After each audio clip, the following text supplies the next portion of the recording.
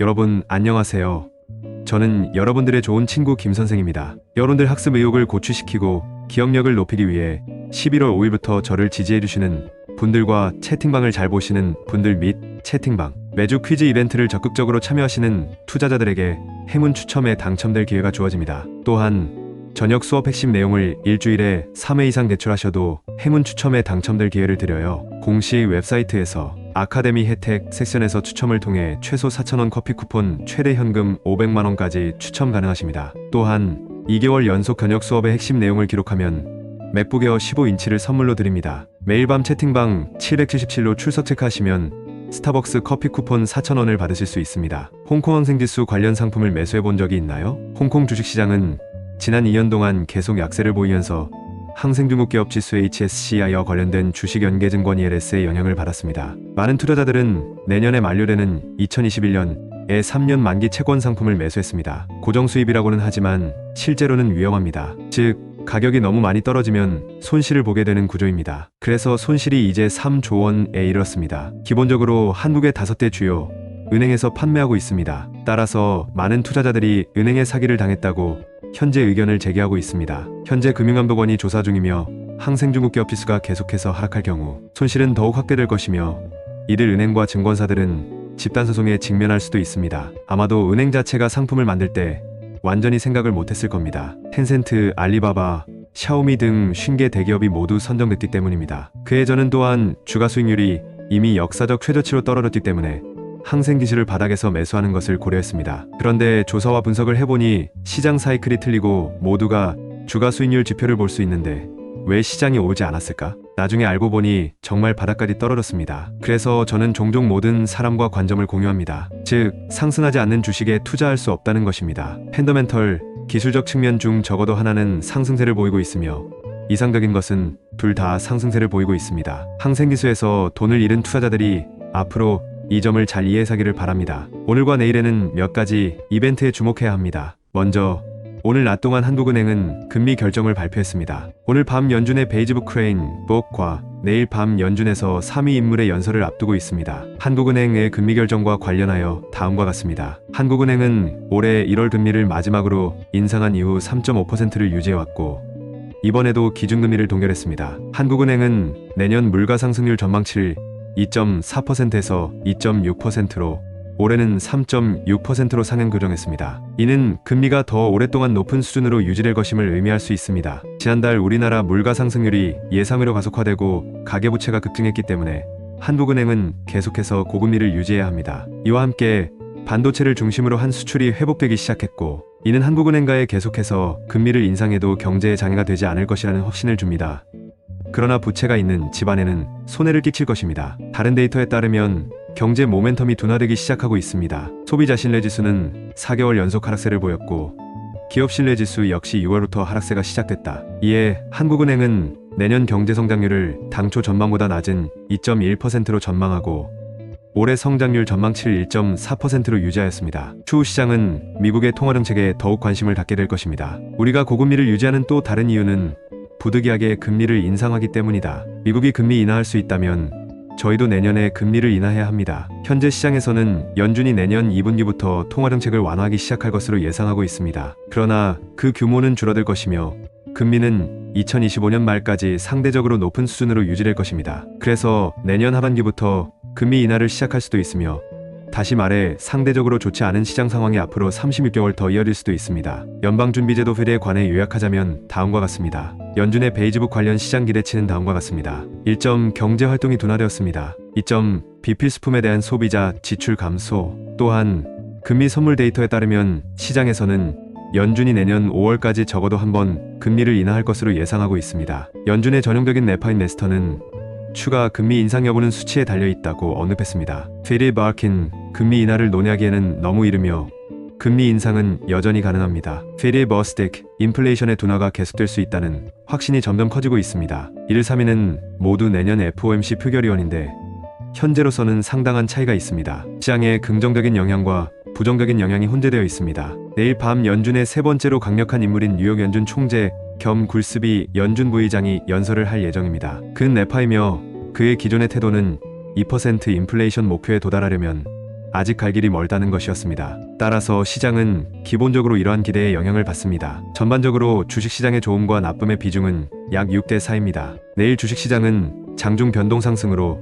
이번 주를 마감할 가능성이 높습니다. 금일 월봉 마감하였으며 이번 달은 급격한 반등 조정 후 상승 등락을 겪으며 결국 양봉으로 마감했습니다. 월봉 120 이동평균선 10년 이동평균선의 중요성과 시장에 대한 단기적인 정책 동력을 반영한 것입니다. 주식시장은 오늘 약세로 개장했다가 상승세를 보였습니다. 코스피 지수는 0.6%, 코스닥 지수는 1.1% 상승했습니다. 두 시장에서 총 1,500개의 종목이 상승해 전체의 60% 이상을 차지했습니다. 기술 차트를 보면 오늘 코스피 200 지수는 0.54% 상승하며 하락 추세선을 돌파했습니다. 내일과 다음 주 초반에는 어제 말씀드렸던 것처럼 또다시 상승세가 나타날 가능성이 높을 것으로 예상됩니다. 하락 추세선을 돌파하면 상승이 예상되지만 완전히 강세장으로 상승하지는 않고 결국 변동성이 큰 시장이 됩니다. 그러므로 다들 심리적으로 준비를 하셔야 합니다. 최근 주식시장은 변동성이 큰 상승세를 보이는 경우가 많습니다. 일정 기간 동안 상승했다가 다시 하락세를 보이는데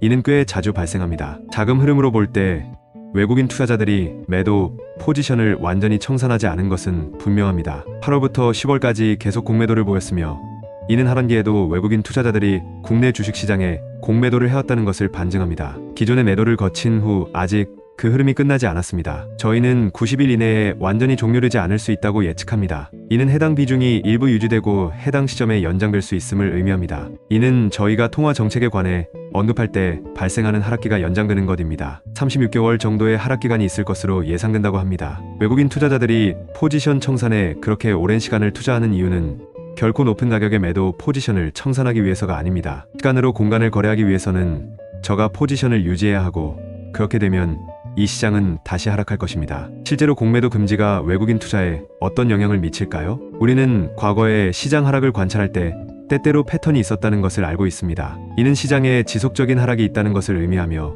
이는 결국 가속되어 급격한 하락에 큰 음봉을 형성하게 됩니다. 누가 손절매를 했는지 개인 투자자들의 매도 심리를 자극했는지는 알 수 없습니다. 외국인 공매도를 허용하지 않으면 추후 큰 음봉은 기회가 없을 겁니다. 그들은 공격을 계속할 권리 없이 숏 포지션 혹은 관망을 유지할 수 있습니다. 만약 한 사람이 방어만 할 수 있고 공격할 능력이 없다면 가장 좋은 방법은 멀리 떨어져서 구타당하지 않는 것입니다. 외국인 투자자도 매도 포지션을 청산할 때 일부 주식을 매수할 수 있는 방법이 있습니다. 며칠 안에 주식을 팔면 시장은 하락할 것이고 모두가 더 이상 시장을 이해하지 못하게 될 것이며 그러면 다시 숏 포지션을 청산하게 될 것입니다. 그러나 외국인 투자자들이 주식을 매수하는 동기는 주식시장에 대한 낙관이 아니라 자신을 보호하기 위한 것이며 이것이 강세장의 출발점이 아닙니다. 긍정적으로 평가하여 주식을 매수하는 것이 아니라 단기적인 투기를 위해 주식을 매수합니다. 평생 재무 계획의 일환으로 반드시 주식이나 주식시장에 투자하지 않고도 돈을 벌 수 있습니다. 우리의 주식시장 수익 계획,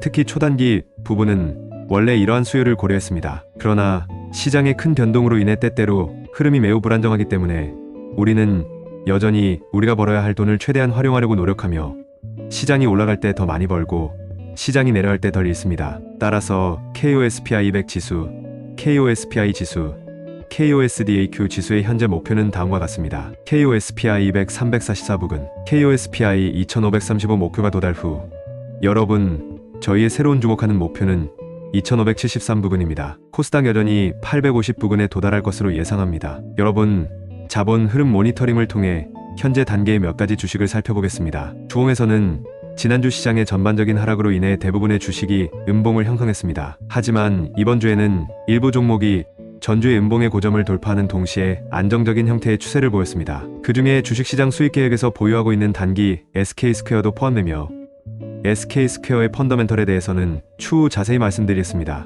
월요일에 저희가 매수한 또 다른 종목은 두산테스나인데 평균 매수가가 6800 정도였는데 현재는 63,400까지 올랐네요. 추세 패턴이 아주 좋습니다. HD 현대일렉트릭은 이번 주 최고점에서 하락했습니다. 오늘 주가는 당초 최고치를 경신했으나 이후 하락세가 이어졌습니다. 통상적으로 새로운 최고점에 도달할 수 있는 한이는 시장이 여전히 건강하다는 것을 의미합니다. 특히 주봉에서는 뚜렷한 거래량 증가가 보이지 않습니다. 즉, 투자자들의 특별한 관심을 끌지 못했고 상승 추세가 아직 특별히 빠른 정서적으로 상승 단계에 진입하지 않았다는 의미입니다. 따라서 저희는 이 종목을 며칠 동안 계속 보유하고 관찰하여 시장 심리가 어떻게 변하는지 확인할 수 있습니다. 아직 최고치를 돌파하지 못한 종목 몇 개 있으며 우리는 지켜보고 기다리고 있습니다. 주성 엔지니어링은 이전에 매도한 적이 있지만 상승세 패턴을 다시 보일 수 있다면 다시 매수를 고려해 보겠습니다. 메리츠 금융지주는 하루 더 지켜봐야 합니다. 자회사 문제와 관련된 SK스퀘어에 대해 조금 이야기해 보겠습니다. 여러 번가의 청약권을 포기했는데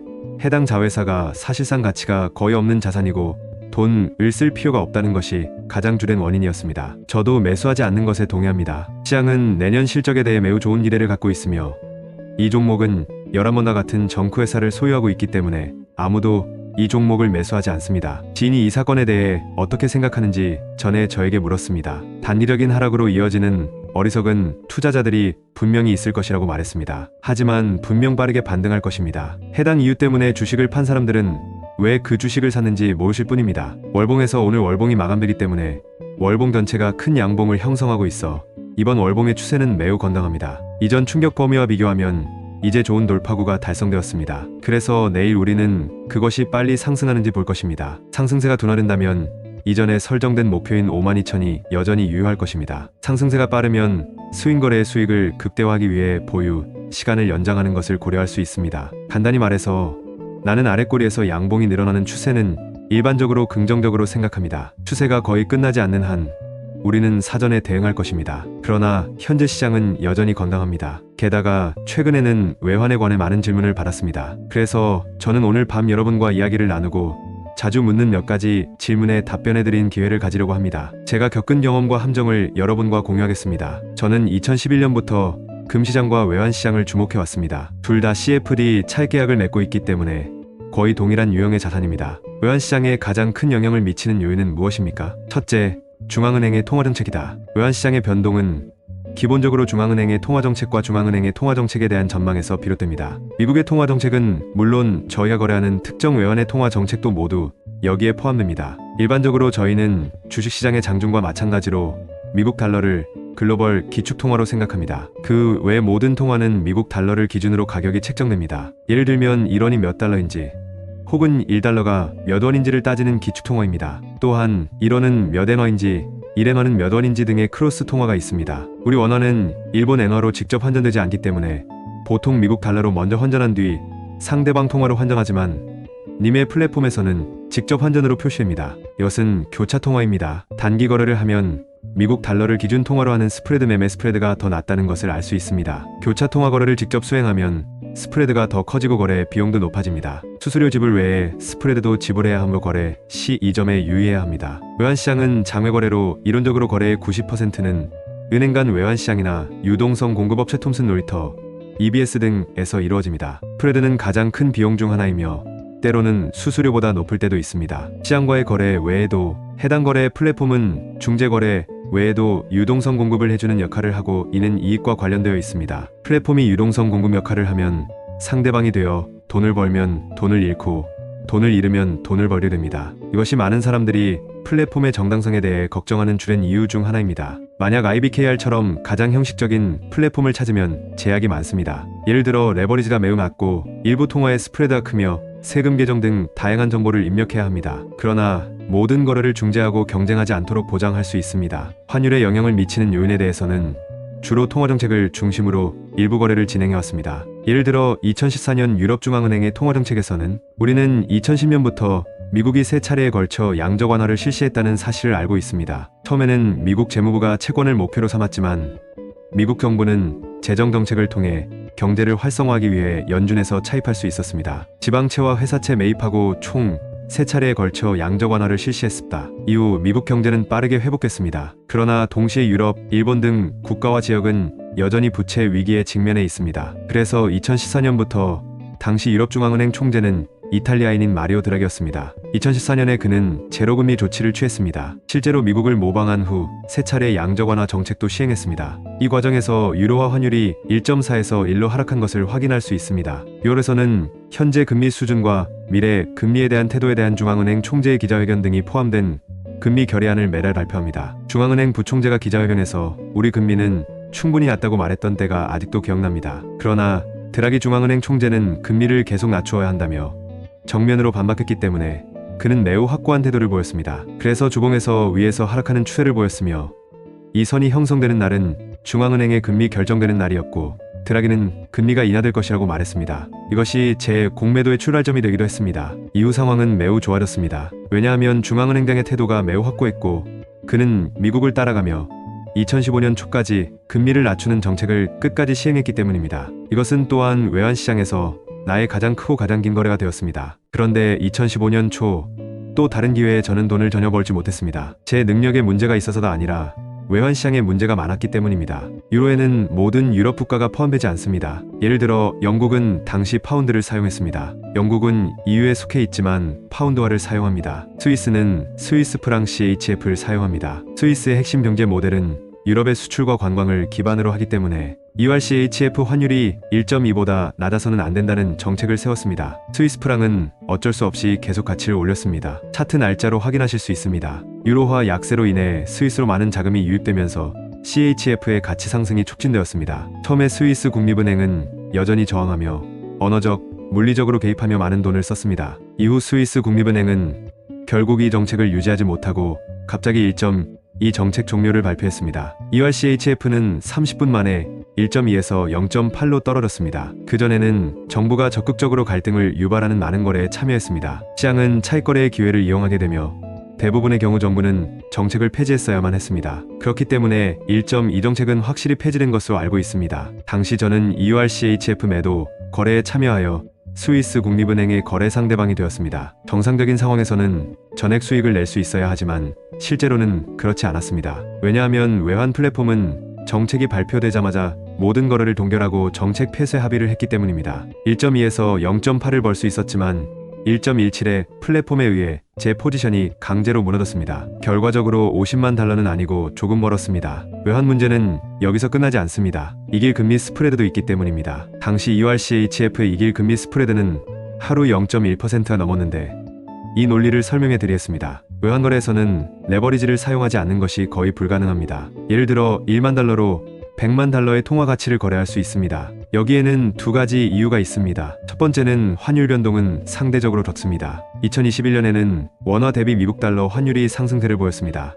이는 역사적으로 가장 큰 시장 흐름이었고 어떻게 변동되었을까요? 약 30-40%에 불과합니다. 따라서 외환시장에서 돈을 벌려면 레버리지를 사용해야 합니다. 예를 들어 10만 달러가 있다면 100만 달러에서 500만 달러 상당의 통화를 거래할 수 있습니다. 거래하는 두 통화의 이자율이 다르기 때문에 거래자는 매일 두 이자율 차이를 지급하게 됩니다. 일부 수익을 벌 수도 있지만 대부분의 경우 금리 차이가 유리하지 않고 추가 스프레드를 지불해야 하므로 장기 거래 시 비용이 엄청납니다. 이것이 첫 번째 문제입니다. 두 번째 문제는 방금 플랫폼 제 포지션 강제 청산에 관해 말씀드린 것과 마찬가지로 어떤 사람들은 이것이 블랙 플랫폼이라고 생각할 수도 있지만 실제로는 그렇지 않습니다. 그 당시 외환시장에 참여하면서 다양한 국가의 규제 조건들이 포함되어 있는 많은 거래 플랫폼 계절을 개설하였습니다. 그 기간 동안 모든 플랫폼은 거래, 동결 및 약정에 따른 청산 조치를 취했고 그 결과 FXCM이라는 한 플랫폼은 미국 상장사임에도 불구하고 파산까지 하게 되었습니다. 따라서 어떤 플랫폼도 실제로 그렇게 많은 수익을 낼 수 있도록 허용하지 않으며 협의하여 청산하게 될 것입니다. 방금 말씀드린 것처럼 유동성 공급자인 플랫폼은 당연히 이런 문제에 직면하게 됩니다. 유동성 공급자가 아니라 거래, 매칭을 위한 플랫폼이라 할지라도 여전히 극도로 큰 스프레드 문제에 직면하게 될 것입니다. 또한 거래 대부분은 국제은행 간 외환시장에서 유통되므로 은행이 거래 상대방인 경우가 많습니다. 오늘 은행에 가서 환전을 하듯 은행이 거래 상대방이 되어 미국 달러를 제공하고 한국 원화를 가져갑니다. 그래서 원화 가치가 떨어지면 은행은 돈을 잃게 되고 원화 가치가 올라가면 은행은 돈을 벌게 됩니다. 따라서 이 시장에는 개인 투자자가 거의 없다는 것을 알 수 있으며 모두 거래 상대방인 중앙은행, 은행 및 다양한 플랫폼이며 개인 투자자는 거의 영향력이 없습니다. 게다가 국제화머니 등 일부 투기 세력은 대규모 펀드나 대규모 트레이더들입니다. 그들은 정책 수준에서 높은 수준의 전문성을 갖고 있으며 이는 많은 개인 투자자들과 비교할 수 없습니다. 따라서 거래 상대방은 실제로 매우 강력합니다. 세 번째 질문은 플랫폼 레버리지에 관한 것입니다. 많은 분들이 외환 플랫폼이 준법적인지에 대해 우려하고 있습니다. 사실 이는 회색 영역이 있으며 대부분의 플랫폼은 호주 또는 뉴질랜드 라이선스를 보유할 가능성이 높습니다. 현재 시장에서 가장 얻기 어려운 것이 미국 무역 라이센스라고 말씀드릴 수 있습니다. 고객에게 제공할 수 있는 레버리지 비율은 대략 50배 이내입니다. 현재 많은 플랫폼에서 1020배의 레버리지를 제공하고 있습니다. 두 번째는 최대 400배까지 레버리지를 제공하던 영국 외환거래 라이센스입니다. 그러나 나중에 투자자가 위험을 줄이는데 도움이 되도록 100배로 축소되었습니다. 세 번째 유형은 호주, 뉴질랜드 등 상대적으로 취획하기 쉬운 곳의 라이센스입니다. 과거에는 규제 조건을 준수하여 최대 500배의 레버리지를 제공할 수 있었습니다. 뉴질랜드와 같은 소규모 국가는 가입하기가 더 쉽습니다. 네 번째 계층 국가에는 러시아, 키프로스 및 기타 일부 국가의 라이센스입니다. 이들 국가의 규제 요건은 상대적으로 간단하며 이를 통해 외환거래 플랫폼은 고객에게 최대 400배, 500배 또는 심지어 1000배의 레버리지를 제공할 수 있습니다. 그러나 이러한 높은 레버리지에 도달하는 것은 우선 우리에게 필요가 없으며 두 번째로 자산 보안 문제와 관련이 있습니다. 실제로 이러한 외환거래 플랫폼의 경우 대부분의 경우 자산 보안에 대해 걱정할 필요가 없습니다. 실제로 규제 라이센스를 취득한 후 자금 인출을 허용하지 않는 플랫폼은 거의 없습니다. 그러나 돈을 버는 것은 이미 매우 어렵습니다. 방금 언급했듯이 이러한 비용으로 인해 외환 플랫폼에서 수익을 창출하기가 어렵습니다. 예를 들어 스프레드가 조금 더 높을 수도 있고 이길 스프레드도 조금 더 높을 수도 있으며 큰 시장에서는 다소 제한이 있을 수도 있습니다. 이러한 요인으로 인해 돈을 벌기가 어려워집니다. 대부분의 투자자가 돈을 잃는 곳은 일반적으로 스프레드와 이길 이자율이며 수수료는 일반적으로 작은 부분입니다. 만약 손절 구간에 도달하면 결국 레버리지가 있으므로 결국 더 많은 손실을 입을 수 있습니다. 그러므로 나는 외환시장에 많은 돈을 투자하는 모든 사람들을 강력히 반대합니다. 많은 분들이 일반적으로 외환시장에서 소액의 돈으로 시도해보고 시장 변동을 느끼고 거래 감각을 한번 확인하고 있습니다. 또 다른 중요한 문제는 왜 외환시장에서 큰 돈을 벌 수 없냐인데요. 왜냐하면 외환시장의 변동이 실질적으로 매우 작기 때문입니다. 추세적 거래하면 주식시장에서 강세장이 오면 3배, 5배 또는 그 이상의 수익을 올릴 수 있다는 것을 알게 될 것입니다. 하지만 외환시장에서는 레버리지를 사용하지 않으면 최대 1020%의 수익만 낼 수 있고 그게 전부입니다. 주식시장에서 10배의 수익을 얻을 수 있다면 이에 상응하는 외환시장의 변동폭은 30%의 시장 변동률이 되어야 합니다. 이를 달성하려면 레버리지를 사용해야 하며 외환거래의 고전적인 방법이기도 한 눈을 굴려서 크게 만들듯이 조금씩 키워봐야 합니다. 그러나 이렇게 하면 더 큰 위험에 노출됩니다. 이익을 확대하려면 레버리지를 높이지만 위험은 항상 높습니다. 위험을 감수하지 않고 대등하지 않은 이익을 얻는 것은 거의 불가능하며 매우 어렵습니다. 따라서 현재 어느 정도 성공할 수 있는 방법에는 기본적으로 두 가지가 있습니다. 하나는 앞서 말씀드린 2014년 시장 상황과 같습니다. 포지션을 찬찬히 조금씩 굴려나가면서 레버리지를 늘려 지속적으로 더 큰 위험을 감수하면서도 더 큰 이익을 얻을 수 있는 기회도 있습니다. 또 다른 방법은 양적 전략을 프로그래밍 방식으로 실행하는 양적 거래를 사용하는 것입니다. 마킨게일 전략 등 외환시장의 고전적인 전략에 대해서는 나중에 시간이 나면 자세히 소개하도록 하겠습니다. 하지만 양적 마킨게일 퀀티테이티브 마틴 전략을 시도했다가 2천만 달러 이상을 잃은 분이 있습니다. 이 전략은 매우 위험합니다. 심윤근님이 들어왔습니다. 또한 세 번째 방법은 FXbook, 스도드 트레이, 플랫폼 등 Documentary Trade이며 MTO 플랫폼 자체에서도 해당 기능을 제공합니다. 앞서 저희 팀에서는 이들 플랫폼의 모든 전략에 대해 통계적 분석을 실시한 바 있는데 그 결과 외환시장에서는 장기적으로 안정적인 수익을 얻을 수 있는 전략을 찾기가 어려운 것으로 나타났습니다. 수익성이 있는 것처럼 보이는 전략의 90%는 마킨게일 전략을 사용하고 있습니다. 즉, 한 번 잃으면 모든 것을 잃는다는 것입니다. 그리고 추세 트레이딩 전략의 99%는 돈을 잃습니다. 제 생각에는 이 시장은 세계에서 가장 어려운 시장 중 하나입니다. 이 부분에 대해서는 다음 주나 그 이후에 더 자세히 말씀드리겠습니다. 제가 강조하고 싶은 것은 외환시장은 참으로 어렵다는 것입니다. 돈 버는 것이 쉬웠다면 오늘날 주식이나 암호화폐 같은 다른 시장은 고려하지 않을 것입니다. 나는 수천 건의 단기 거래를 해왔고 이 시장의 문제를 잘 알고 있습니다. 돈 버는 능력의 핵심은 상대방이 당신보다 낫냐는 것입니다. 누군가는 당신보다 더 멍청해서 당신에게 좋은 종목을 더 낮은 가격에 팔 수도 있습니다. 누군가가 당신보다 늦게 소식을 듣고 더 높은 가격에 당신에게서 매수할 수도 있습니다. 따라서 상대방의 수준에 따라 얼마나 많은 돈을 벌 수 있는지가 결정됩니다. 주식과 암호화폐로 돈을 버는 것이 왜 쉬운가요?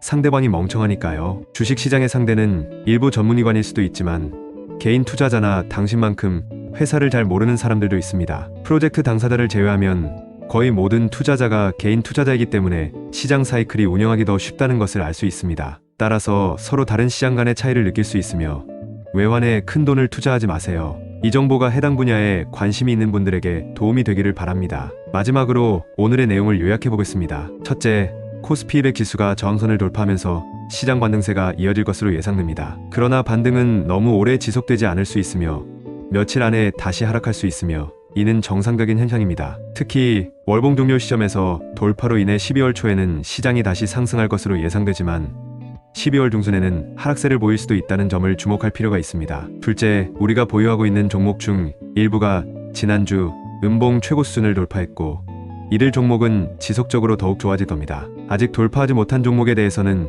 계속 지켜보면서 기회를 기다리겠습니다. 마지막으로 외환시장과 관련하여 성공과 실패의 역사를 포함한 개인적인 경험을 공유했습니다. 나는 모두가 외환시장에 대해 좀 더 주의하셨으면 좋겠습니다. 수년 동안 투자하면서 외환시장에서 큰 돈을 버는 사람들을 거의 본 적이 없습니다. 일반적으로 주식, 원자재 또는 암호화폐와 같은 시장에서 더 많은 기회가 있습니다. 여러분 정답을 제 비서에게 보내주시면 됩니다. 정답을 맞추신 분들을 대상으로 공식 아카데미에서 추첨을 진행하겠습니다. 내일 아침에는 12월 첫 대량 흐름에 주목해 보겠습니다.